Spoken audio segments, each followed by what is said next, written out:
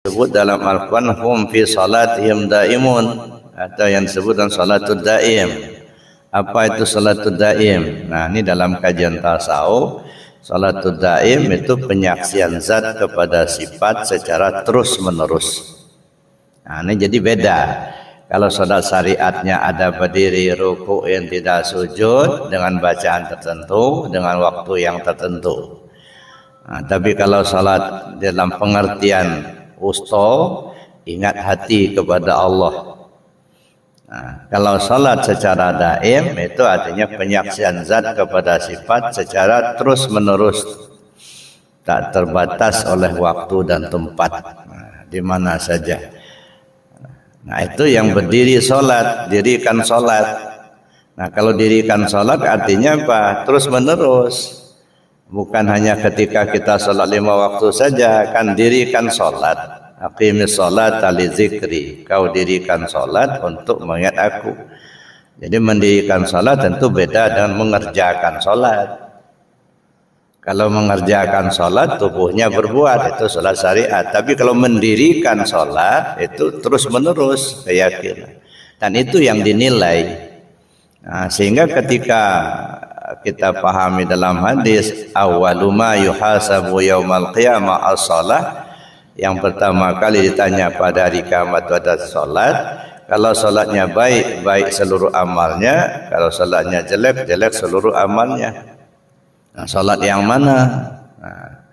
Nah, tentunya ketiga-tiganya jadi penilaian syariat, wusta dan daim. Tapi intinya ada apa? Pendirian kita tentang sholat atau mendirikan sholat itu terus menerus. Nah, so kalau kita sudah bisa melaksanakan ya, penyaksian zat kepada sifat secara terus menerus, rasanya tidak ada kesempatan untuk berbuat tidak baik. Gitu ya.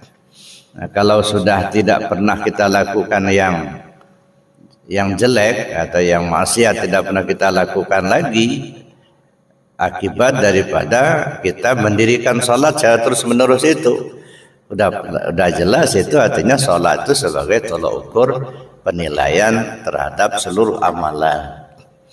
Bapak Ibu yang saya hormati, pada pagi hari ini kita coba melihat hubungan sholat itu dengan diri kita ini apa. Nah, karena sholat itu sendiri sebenarnya bukan untuk Allah. Allah nggak butuh sholat kita ya. Tunggang-tunggi lah kita sholat seumur hidup, itu Allah nggak untung. Tak pernah sholat kita juga Allah nggak rugi. Jadi Allah tidak mengambil manfaat daripada ibadah yang kita lakukan. Mau sholat kita Allah nggak untung, nggak sholat kita juga Allah nggak rugi. Maka sholat itu bukan untuk Allah. Ya. Untuk siapa kalau bukan untuk Allah? Ya untuk diri kita sendiri. Mana buktinya bahwa sholat itu untuk diri kita sendiri? Mari kita lihat ya secara sejarah kaitannya dengan diri kita.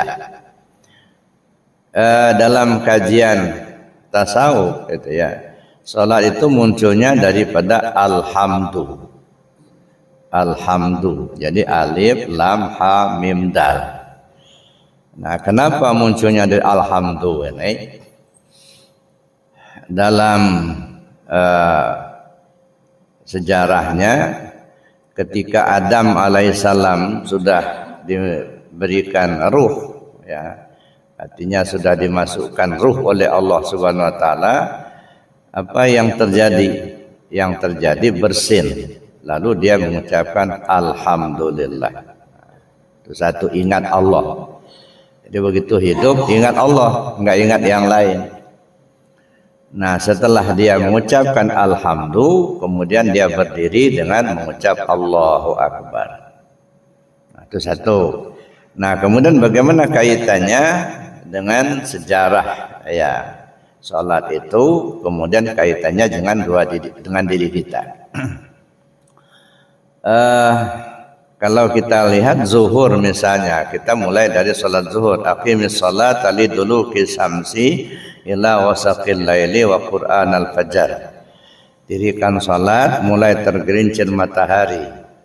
Ya, aqimis salat liduluki syamsi ila wasaqil laili, sampai pertengahan malam. Nah, salat dari tergelincir matahari sampai pertengahan malam itu ada zuhur, ada asar, ada maghrib, ada isya.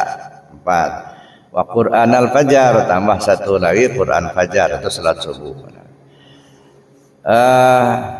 Salat zuhur ini dinisbahkan kepada sejarahnya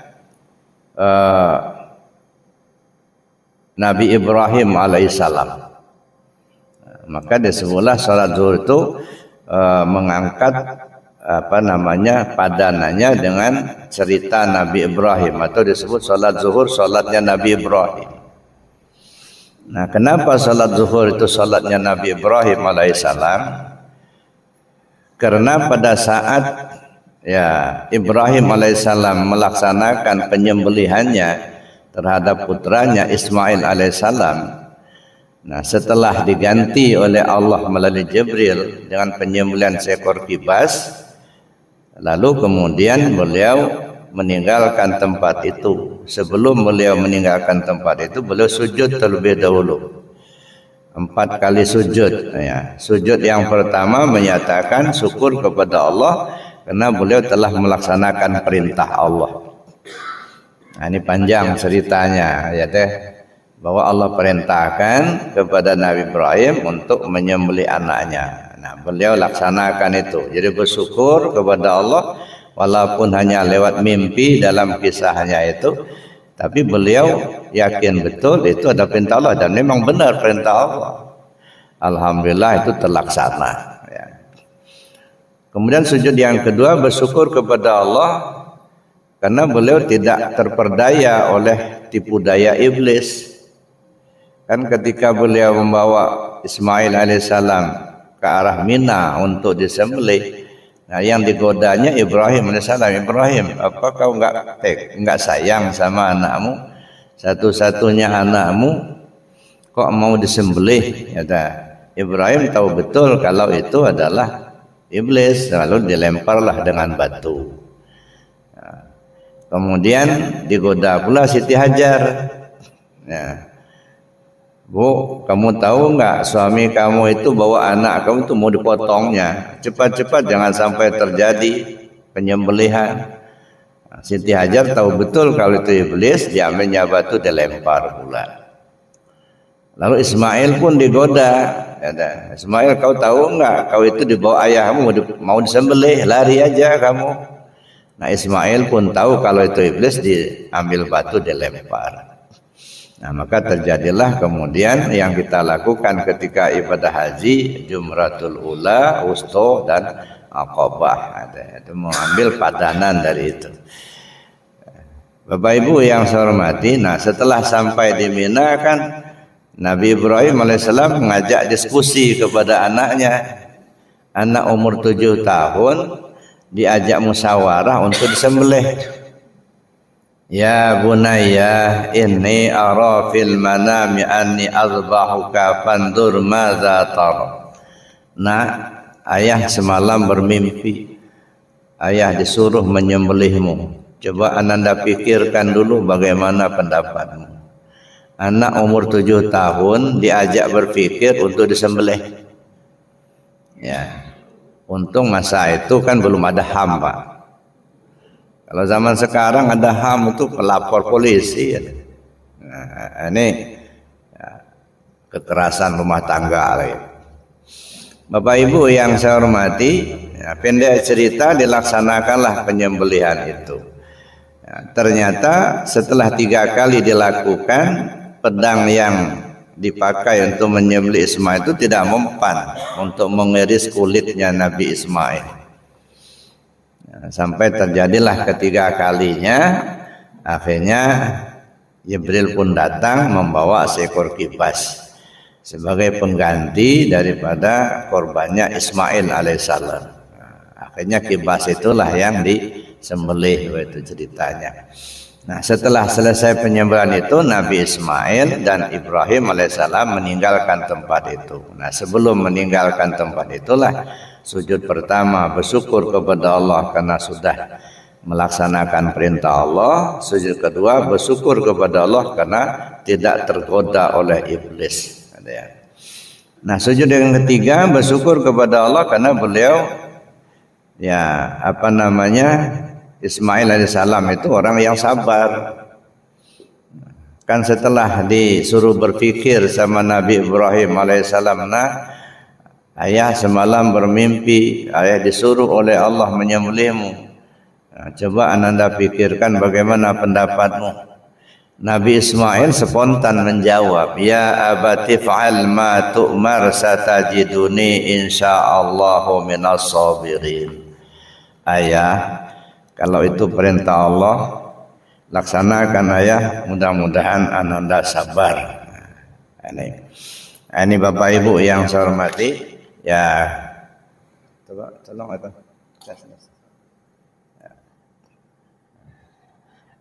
Sabar. Jadi beliau meninggalkan tempat itu, akhirnya sujud kepada Allah karena beliau sudah melaksanakan perintah Allah. Kemudian bersyukur karena tidak tergoda oleh iblis dan bersyukur kepada Allah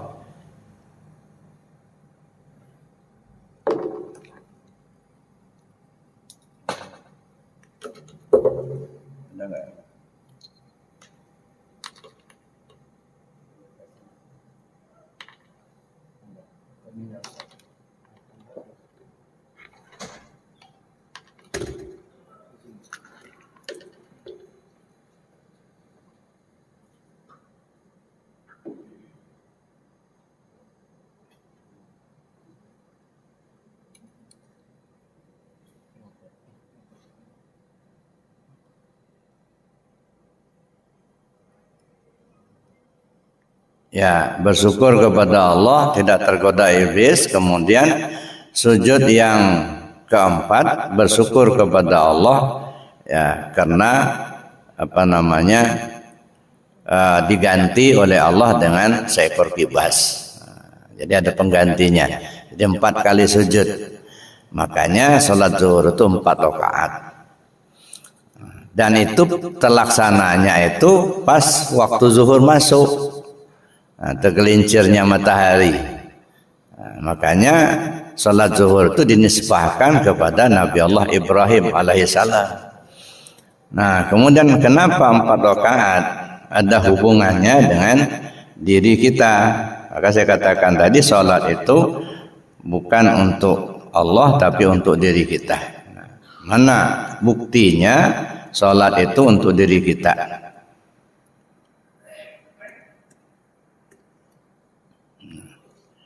Kita lihat dalam diri kita ini ada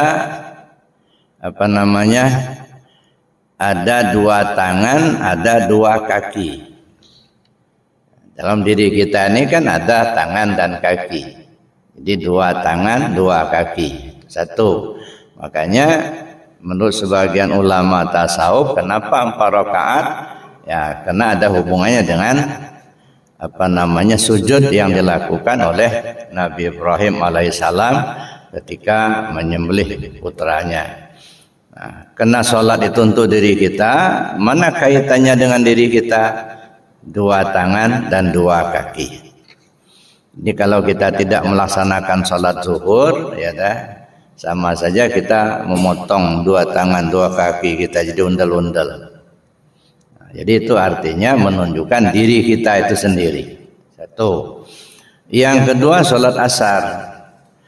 Sholat asar itu dinisbahkan kepada sejarahnya Nabi Yunus alaihissalam. Maka disebutlah sholat asar itu sholatnya Nabi Yunus. Nah, kenapa disebut sholatnya Nabi Yunus? Kita tahu dalam sejarah bahwa Nabi Yunus itu mendakwahkan agama Allah itu di tempatnya atau di negerinya sudah sedemikian lama tidak ada yang merespon. Nah, akhirnya beliau kesal, akhirnya pindah. Beliau ingin mendakwahkan Islam itu, tauhid itu kepada orang lain di luar negerinya atau di luar kampungnya. Tapi beliau belum ada perintah. Nah, jadi beliau berangkat sendiri, tidak nunggu perintah Allah dulu gitu. Nah, sedang kalau Nabi Muhammad dulu ya hijrah itu nggak mau, dia hijrah sebelum ada perintah hijrah. Nah, dan Nabi Yunus ini enggak, dia inisiatif dia sendiri untuk mendakwakan Islam ke tempat lain. Nah, akhirnya beliau berangkatlah meninggalkan kampungnya atau negerinya, pergi ke tempat lain dan naik kapal. Nah, untuk ke sebuah pulau mendakwakan Islam itu di situ. Nah, di tengah laut ya ternyata kapalnya oleng.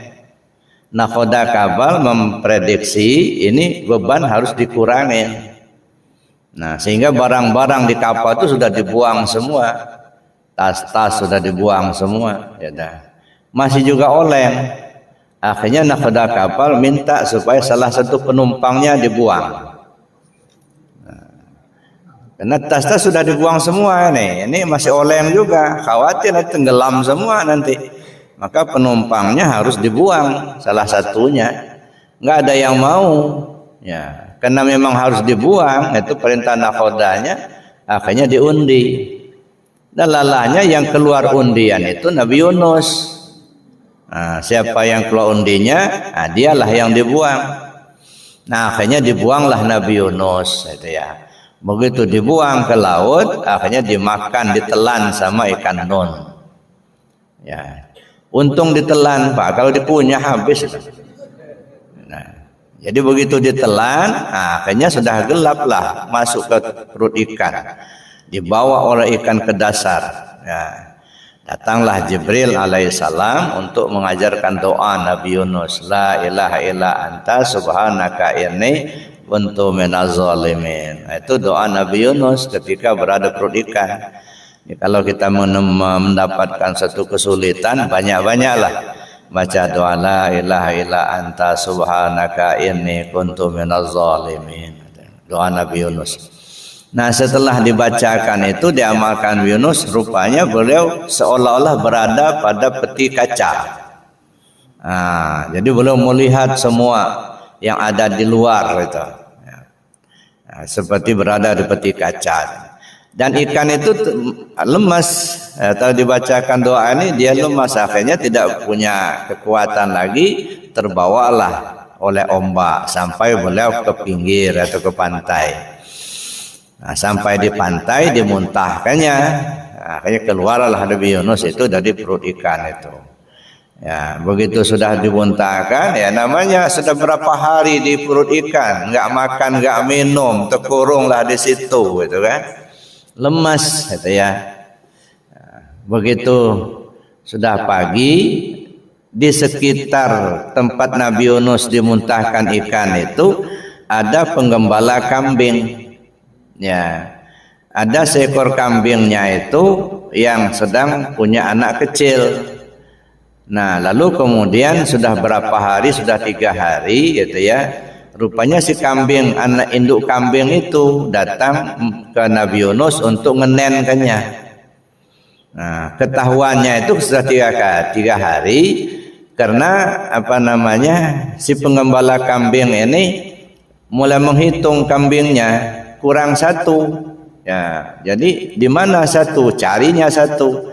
Yang satu itulah yang induk kambing yang masih punya anak kecil itu. Anaknya ditinggal, induknya sudah nggak ada. Akhirnya ya kewalahanlah si tukang gembalanya, dicarinya, ketemu, rupanya sedang ngenen Nabi Yunus. Nah, jadi sudah 3 hari, rupanya begitu datang si induk kambing tadi, langsung dia menemui Nabi Yunus ngenennya. Nanti mau pulang sore itu dia pergi juga ngenenkan dulu. Jadi 2 kali sehari.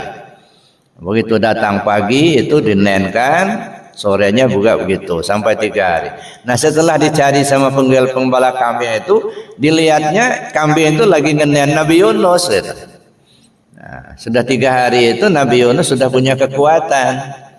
Nah, akhirnya dibawalah oleh penggembala kambing itu pulang. Nah, karena sudah bisa diajak ngobrol begitu ya. Nah, sebelum Nabi Yunus alaihissalam meninggalkan tempat itu, beliau sujud dulu. Sujud pertama bersyukur kepada Allah karena beliau terlepas dari kegelapan pikiran sehingga beliau ditelan oleh seekor ikan. Kan gelap pikiran, sekian banyak penumpang, dia yang menceburkan ke laut. Nah, undian keluar, dia pula yang akan diceburkan. Akhirnya diceburkan betul. Ya, sebelum diceburkan ke laut kan gelap pikiran itu, enggak menentu. Nah, jadi alhamdulillah Allah melepaskan kegelapan pikiran itu. Itu sujud pertama, bersyukur kepada Allah. Syukur yang kedua, ya, sujud kepada Allah karena beliau bersyukur terlepas dari bahaya maut yang terkubur di perut ikan. Dan berhari-hari itu di perut ikan. Ya, alhamdulillah lepas dari perut ikan. Sujud yang ketiga, bersyukur kepada Allah keluar dari laut yang dalam. Karena dibawa oleh ikan ke tengah lautan, ke dasar lautan, pada akhirnya ya terdampar di pantai. Bersyukur pada Allah bisa ke pantai. Sujud yang keempat, bersyukur sehingga beliau punya kekuatan dan sehat kembali. 4 kali sujud itu dilaksanakan pada saat waktu asar, sebelum dibawa oleh pengembala kambing itu pulang ke rumahnya apa namanya, pengembala kambing tadi. Ya, itu makanya disebutlah sholat asar itu sholatnya Nabi Yunus. Apa hubungannya dengan diri kita? Diri kita ini ada 2 mata, ada 2 telinga. Mata kiri kanan, telinga kiri kanan. Itu menunjukkan diri kita apa namanya, 2 mata 2 telinga. Nah, itu isyaratnya kepada 4 rakaat di dalam sholat asar ya. Nah, ini nanti akan ketahuan ternyata benar sholat itu bukan untuk Allah, untuk diri kita inilah. Hubungannya kan ada. Sholat zuhur tadi 2 tangan, 2 kaki. Sholat asar 2 mata, 2 telinga gitu. Kemudian sholat maghrib. Nah, sholat maghrib itu disebut dengan sholatnya Nabi Isa alaihissalam. Ya. Sholat maghrib itu sholat Isa apa namanya? Sholatnya Nabi Isa alaihissalam. Kemudian apa hubungannya dengan diri kita? Itu mengisyaratkan 2 lubang hidung dan 1 mulut. Ini kalau kita tidak melaksanakan sholat maghrib itu sama aja menutup lubang hidung dan mulut kita. Nah, jadi sholat maghrib itu dinisbahkan kepada Nabi Isa alaihissalam. Kenapa dinisbahkan kepada Nabi Isa alaihissalam? Ya. Karena Nabi Isa ini di dalam riwayatnya adalah berada di zamannya seorang raja Bani Israel yang bernama Herodes. Nah, jadi Herodes ini sangat benci kepada Nabi Isa ini karena Nabi Isa ini menghimpun kekuatan untuk melawan kezaliman Herodes ini. Nah, alhamdulillah pengikut beliau sudah banyak ya, pemuda-pemuda, orang-orang yang memang diajak oleh beliau dan banyak yang sudah mengikuti Nabi Isa alaihissalam. Tapi di antara murid Nabi Isa ini ada 1 orang yang murtad. Ya, jadi dari zaman dulu lah yang namanya murid ngelawan guru itu dari zaman dulu, bukan zaman sekarang aja. Ya. Ada seorang muridnya itu yang murtad itu pada saat itu. Ya. Dan beliau yang memberitahu untuk apa namanya dibunuh ya. Kita lihat di sini.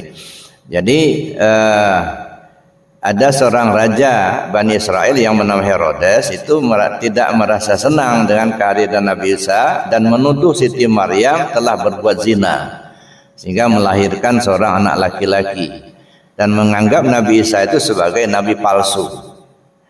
Kemudian menyuruh salah seorang pengikut Nabi Isa yang bernama Yahuza yang berkhianat kepada beliau untuk menangkap Nabi Isa. Jadi orang inilah yang menunjukkan keberadaan Nabi Isa dan mengajak serdadu untuk menangkapnya. Nah, jadi karena Herodes ini merasa terganggu dengan tindakan Nabi Isa alaihissalam yang menyebarkan ajaran tauhid dan meluruskan kezaliman Raja Herodes ini, akhirnya Raja Herodes ini berusaha untuk menangkap Nabi Isa alaihissalam. Nah, lalu dicarilah di mana tempat beliau berada. akhirnya ada seorang murid beliau yang bernama Yahuza yang murtad, ya, lawan Nabi Isa, keluar daripada pengikut Nabi Isa. Nah, dialah yang menunjukkan. Akhirnya Raja Herodes ini memerintahkan beberapa orang tentara bersama dengan Yahuza untuk menangkap Nabi Isa. Berangkatlah mereka ke situ.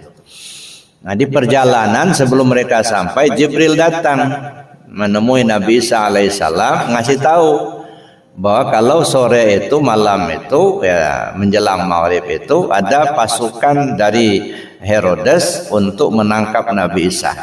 Akhirnya Jibril membawa Nabi Isa naik ke langit. Nah, makanya Nabi Isa itu tidak mati. Nanti satu saat nanti dia akan turun lagi. Nah, diangkat oleh Jibril, dibawa ke langit. Ya. Datanglah tentara untuk menangkap beliau, digeledah tempatnya itu, nggak ada orang. Udah dicari sana ke dalam keluar, nggak ada orang. Nah, rupanya Allah Subhanahu Wa Taala menempelkan atau mempersamakan muka Nabi Isa itu kepada Yahuza, ya, murid yang murtad tadi. Jadi murid yang murtad itu sudah berbentuk mukanya Nabi Isa, gitu. Nah, dialah yang ditangkap si Yahuza ini. Nah, karena persis mukanya, wajahnya sudah seperti Nabi Isa, gitu.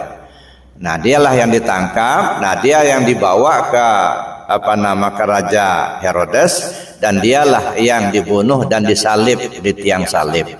Maka disebutkan dalam Al-Quran, wa ma qataluhu wa ma salabuhu walakin syubbihalahu. Isa itu tidak dibunuh, tidak disalib. Yang dibunuh, yang disalib itu adalah orang yang diserupakan dengan Nabi Isa. Nah, itulah si Yahuza itu. Ya, jadi Nabi Isa itu dijelaskan oleh Allah, wa ma qataluhu wa ma salabuhu walakin subbihalahu. Dia tidak dibunuh, tidak disalib. Yang dibunuh, yang disalib itu adalah orang yang diserupakan dengan Nabi Isa. Siapa? Yaitu si Yahuza tadi. Nah, murid yang murtad itu tadi. Ya, murid yang ngelawan guru tadi. Itu disalib dia.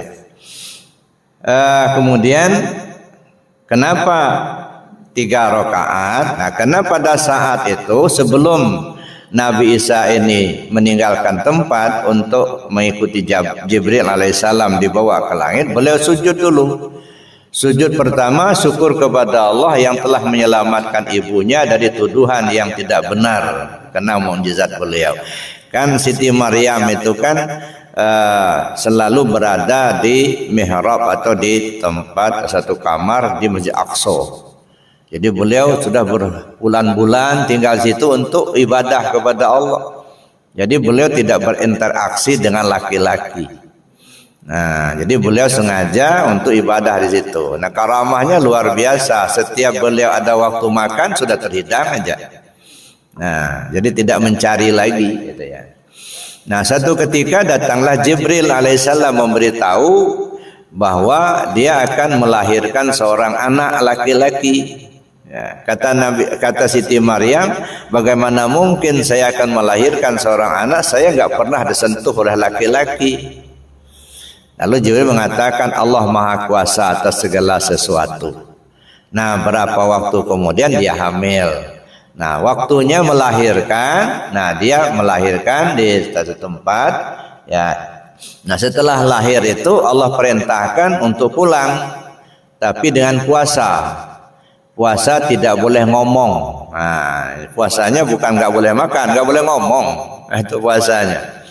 Nah, dibawalah si bayi itu ke rumah, dan sampai di rumah mulai orang berdatangan. Sebab kalau kebetulan dia ini zina, itu akan dibunuh. Akan dibunuh. Jadi ditanya, siapa bapak si bayi ini? Karena beliau diperintahkan puasa tidak ngomong, akhirnya Siti Maryam cuma nunjukkan saja ke bayi. Nah, artinya tanya langsung kepada bayi itu. Baru umur 3 hari, ya, suruh ngomong. Nah, akhirnya orang-orang yang tidak senang tadi bertanyalah kepada si jabang bayi, bayi, siapa bapak kamu?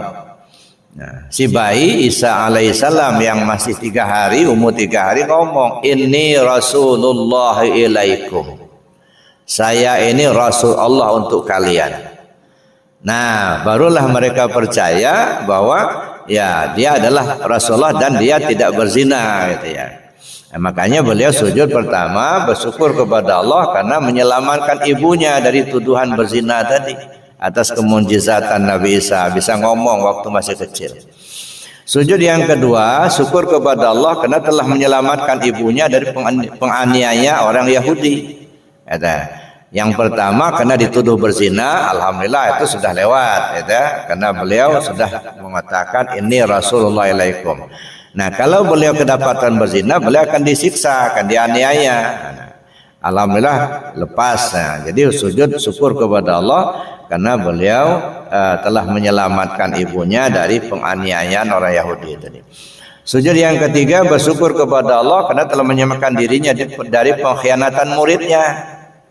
Ya, jadi si Yahuza itu kan muridnya berkhianat kepada Nabi Isa sampai menunjukkan tempatnya, tapi diselamatkan oleh Jibril sehingga naik ke atas.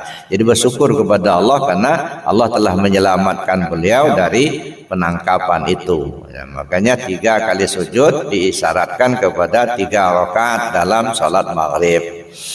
Dan ketika beliau diangkat itu pada saat waktu maghrib. Nah, nisbahnya ke diri kita itulah 2 lubang hidung, 1 mulut. Itu sholat maghrib. Kemudian yang keempat sholat isya. Sholat isya itu isyaratnya sholatnya Nabi Musa. Nah, jadi mengambil kisah daripada Nabi Musa alaihissalam. Nah, bagaimana kisah Nabi Musa? Nabi Musa ini beliau hidup di Mesir. Ya. Pada saat itu ya kan dalam kerajaan Fir'aun.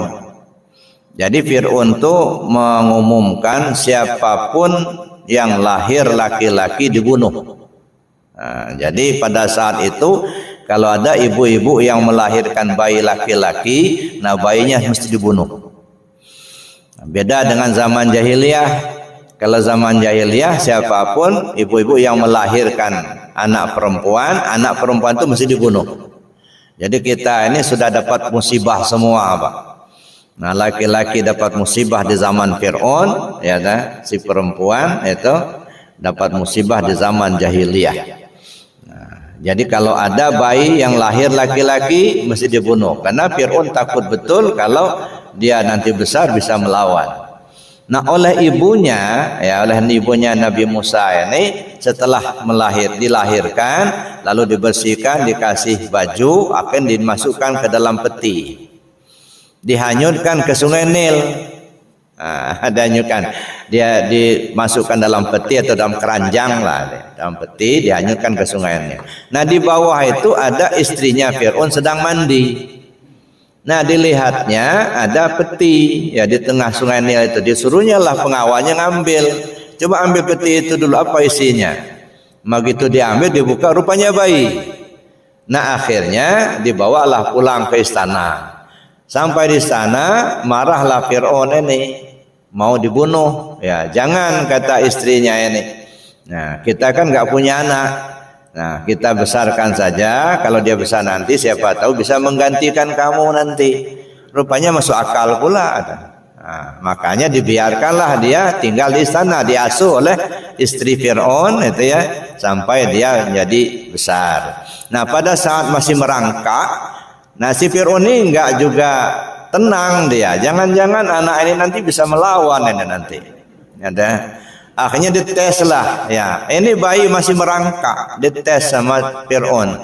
Ditaruhnya roti 1 sama bara api. Nah, jadi kata Fir'aun, kalau anak ini ngambil roti, berarti anak ini pintar ini, mau saya bunuh aja dia. Nah, disuruhlah anak itu merangkak. Mana yang diambilnya? Ambil roti, apa ngambil bara api? Kan diletakkan satu roti, 1 bara api. Merangkalah Nabi Isa ini yang masih kecil itu. Begitu sampai bara api itu yang diambilnya. langsung dimasukkan ke mulut. Nah, maka menggulunglah lidahnya, maka telorlah dia, enggak bisa ngomong fasih. Nabi Musa ini. Nah, kena bara api yang diambilnya, kata Fir'aun, ini tolol anak ini. Udah biarin aja lah, ya. Namanya orang tolol. Kalau sampai roti yang diambilnya, udah dipancungnya itu, ya. Tapi bara api yang diambilnya itu sampai langsung dimasukkan ke mulut, sampai menggulungkan lidahnya itu. Sampai Nabi Musa itu kan telor itu ya. Ya, makanya sampai turun ayat itu kan. Ya, qala rabbi shrah li sadri wa yassir li amri wahlul 'uqdatam min lisani yafqahu qawli, itu kisahnya. Nah, kemudian Nabi Musa ini setelah dia dewasa, dia menghimpun kawan-kawannya, menghimpun kekuatan untuk melawan Fir'aun. Akhirnya pendek cerita, beliau dikejar-kejar terus. Akhirnya beliau pergi meninggalkan Mesir. Ya, pergilah beliau ya untuk meninggalkan Mesir. Ketemulah dengan pengembala kambing. Ya, jadi pengembala kambing banyak di padang itu. Mereka rebutan ngambil air. Di satu sumur di bawah itu turun ngambil air untuk minuman kambing-kambing mereka. Jadi ada 2 orang gadis, gitu ya, berusaha ngambil air itu untuk mengisi bak minuman kambingnya. Nah, dilihatlah sama Nabi Musa. Akhirnya Nabi Musa bilang, "Dek, nanti abang aja yang ngambil airnya." Nah, turunlah beliau itu ngambil air dari sumur itu untuk mengisi bak minuman kambing tadi sampai penuh. Begitu sudah penuh, Nabi Musa ini mau pula mau meneruskan perjalanannya. "Dek, ini baknya sudah penuh. Saya mau meneruskan perjalanan saya." Ya. "Jangan dulu, Bang," kata gadis berdua ini. "Ayah kami ingin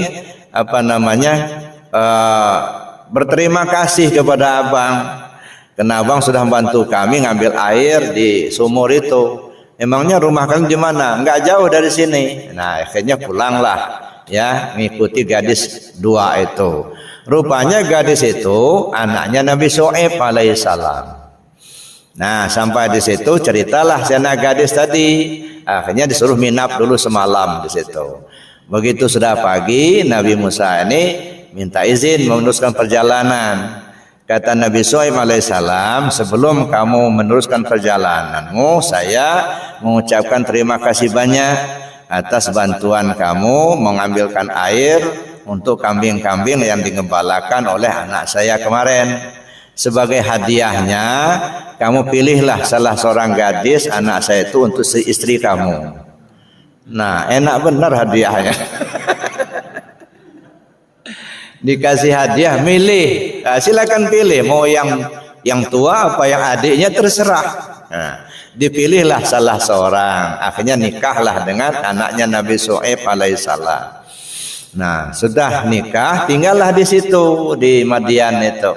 10 tahun sudah berlalu, anak pun sudah ada, teringatlah kampung halaman di Mesir.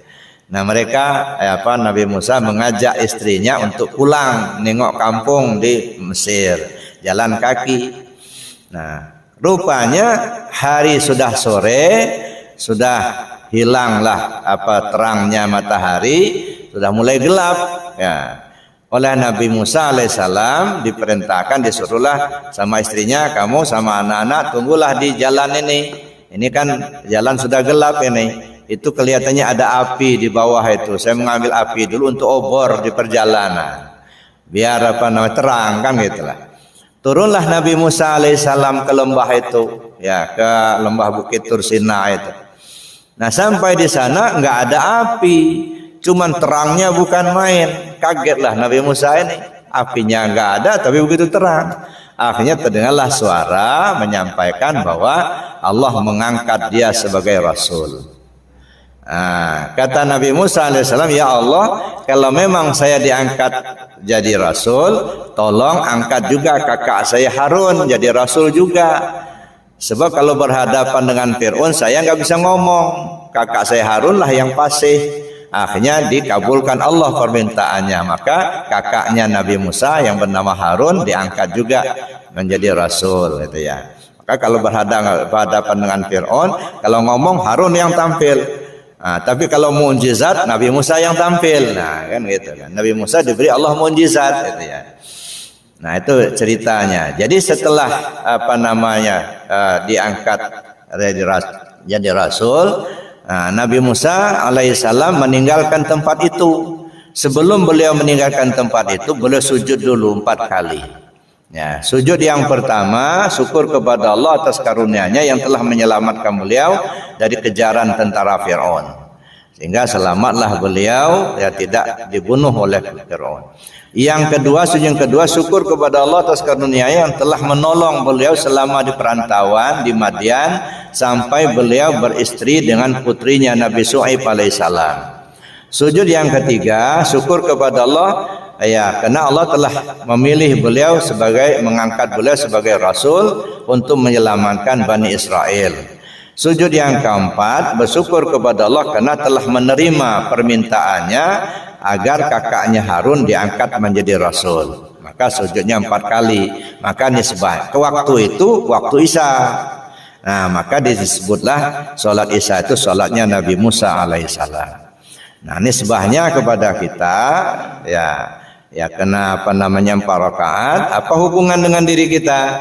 2 bahu, 2 dada.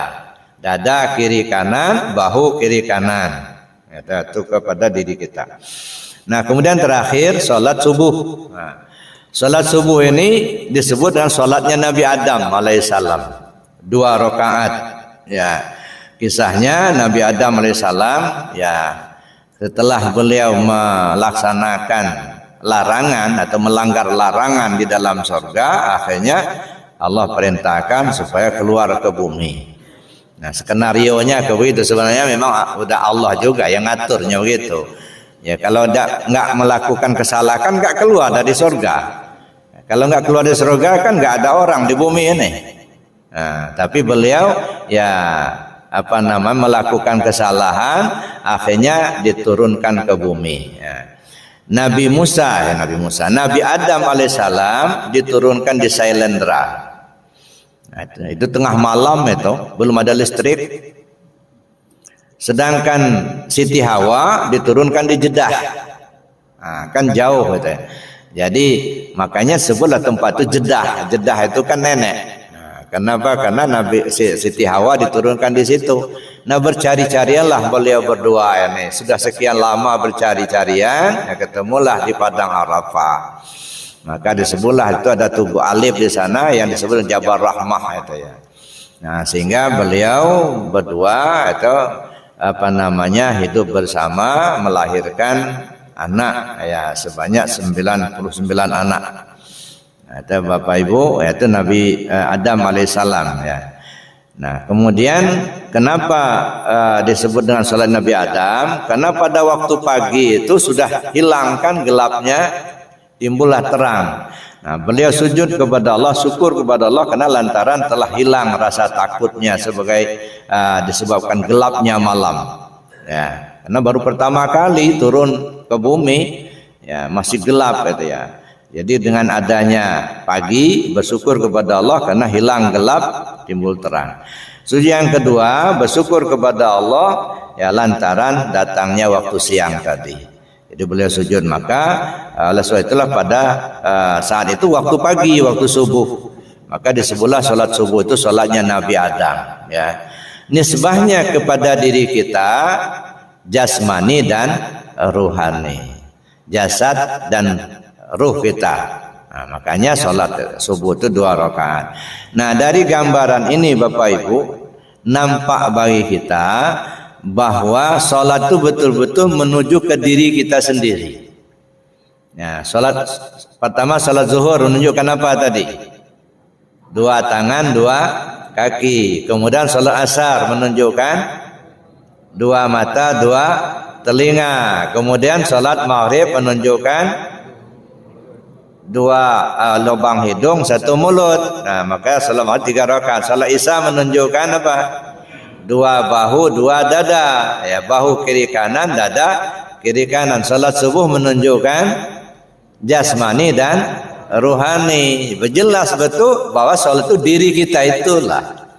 Jadi kalau kita tidak melaksanakan salat, sama saja kita tidak mengabaikan atau tidak menghargai diri kita sendiri.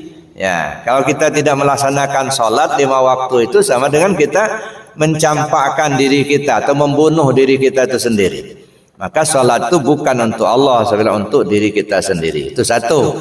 Yang kedua, dari teori atau tata laksana pelaksanaan sholat itu sendiri sudah menunjukkan alif berdiri tegak.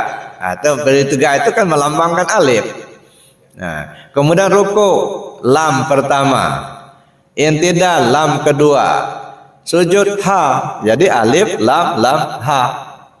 Itu sudah menunjukkan ke arah sana, gitu ya. Jadi kemana arahnya?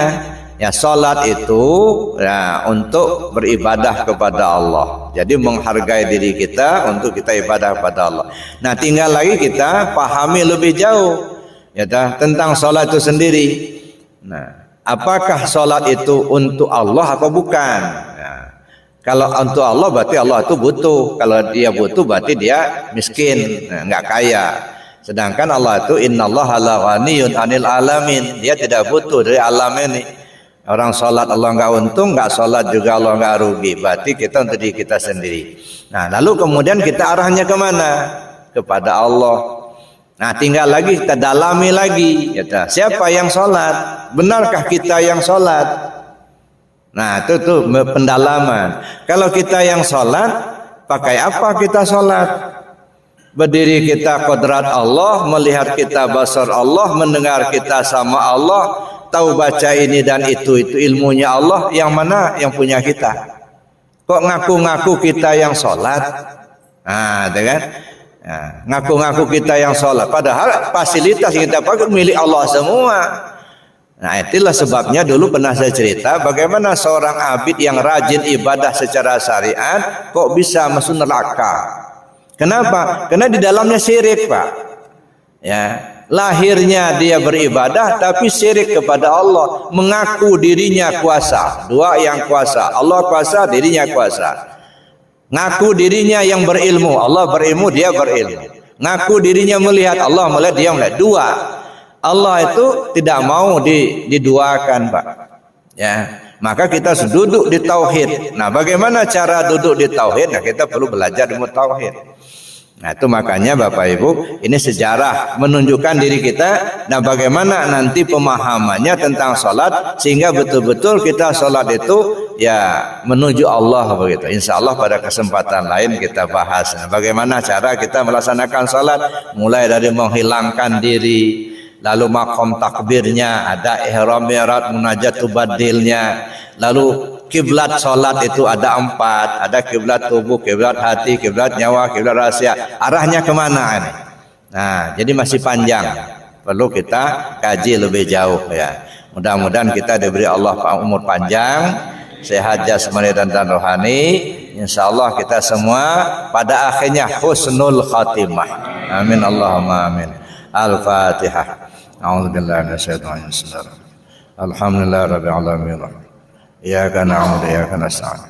Shiratal ladzina an'amta 'alaihim ghairil maghdubi 'alaihim. Saya kira demikian saja Bapak Ibu, mari kita tutup dengan doa dan kafarat majelis. Bismillahirrahmanirrahim.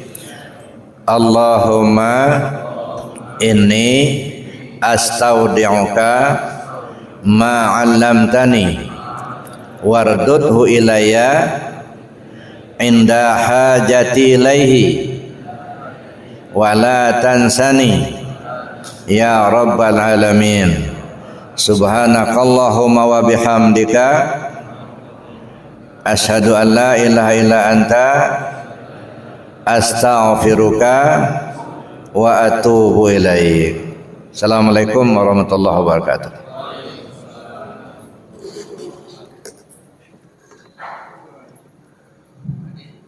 Terima kasih kepada Bapak Rusdi, terima kasih kepada Bapak Ibu dan Mas sekalian, terima kasih sama-sama kita betul dalam Alhamdulillah.